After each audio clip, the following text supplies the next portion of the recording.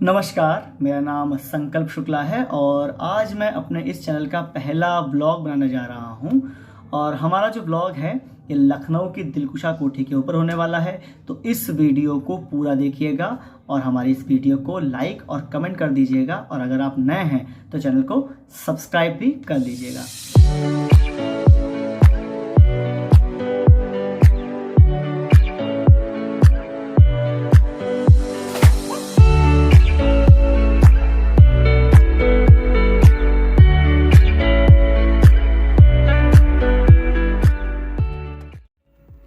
अगर आप इतिहास को जानने के शौकीन हैं, अगर आप इतिहास को देखना चाहते हैं, तो लखनऊ के कैंट में स्थित ये दिलकुशा कोठी आपके लिए एक उत्तम जगह है।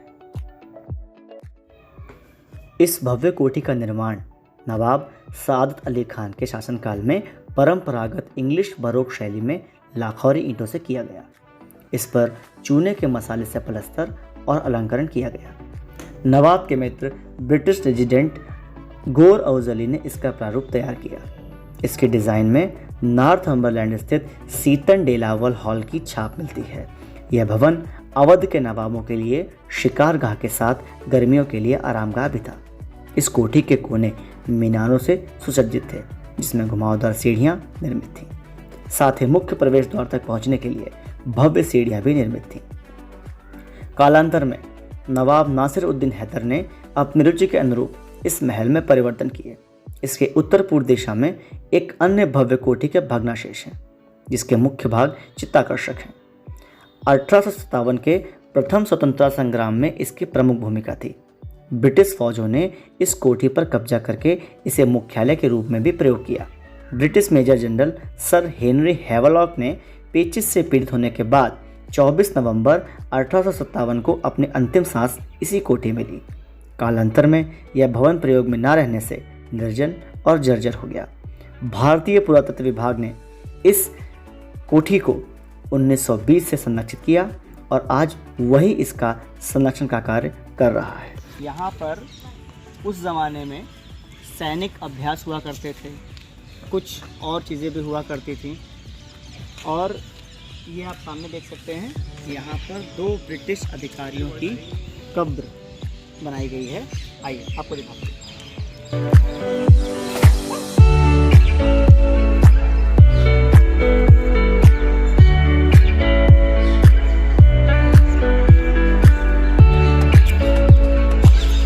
मैं यहाँ पर पढ़ पा रहा हूँ कि इस स्मारक में 2 समाधियाँ ब्रिटिश सैन्य अधिकारियों की है। 18वीं इंफेंट्री रेजिमेंट के सैन्य अधिकारी लेफ्टिनेंट चार्ल्स कीथ डैशवुड की है, जो लेफ्टिनेंट कर्नल A.W. डैशवुड के तृतीय पुत्र थे।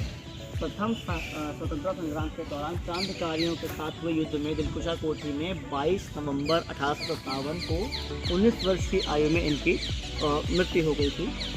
और दूसरी समाधि जो है वो यहाँ पर पंजाब राइफल्स के सैन्य अधिकारी लेफ्टिनेंट W. पॉल की है, जो स्वतंत्रता संग्राम के दौरान major general sir Colin Campbell KCP के नेतृत्व में ब्रिटिश सेना की सहायता के लिए भेजी गई सैन्य टुकड़ी एवं क्रांतिकारियों के मध्य सिकंदराबाद में हुए इसमें दिनांक 16 नवंबर 1857 को मारे गए थे।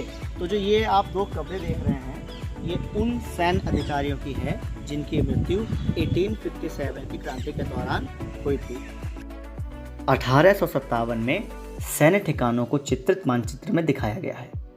दिलकुशा उद्यान सेंट पॉल कॉलेज के पास निचले दाहिनी ओर है।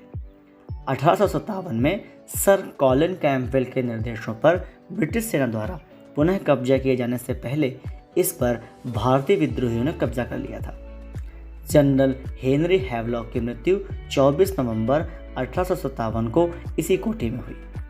चित्रित मानचित्र दिखाता है कि सितंबर और नवंबर 1857 में यह मैदान ब्रिटिश सैन्य गतिविधियों के केंद्र में कैसे था।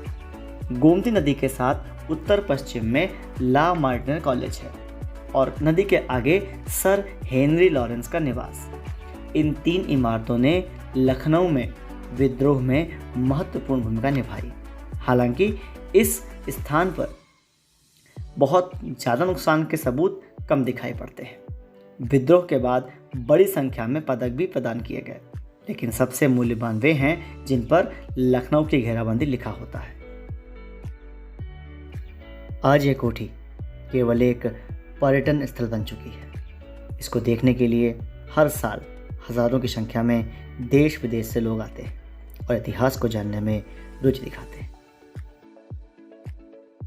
ये कोठी केवल एक धरोहर ही नहीं, हमारे देश की आज़ादी का इतिहास भी है। इस कोठी ने इस देश को आज़ाद होते हुए देखा है। इस देश की आज़ादी के लिए हमारे देश के क्रांतिकारियों को लड़ते हुए देखा है। ब्रिटिश अभिनेत्री मैरी लिन ली टेलर ने अपने घर का नाम भी दिलकुशा रखा। उन्होंने कहा कि जब मैं पहली बार भारत आई और दिलकुशा में दिल की खुशी का महल देखा, तब से ही मैंने इस पल का सपना देखा था कि मैं भी अपने घर का नाम दिलकुशा रखूंगी। ये कोठी भारत के एक लंबे इतिहास को अपने हृदय में दबाए हुए है। अतः हम सब भारतवासियों की ये जिम्मेदारी है कि इस कोठी के आन, मान, सम्मान और शान को हमेशा बनाए रखना। जय हिंद, जय भारत।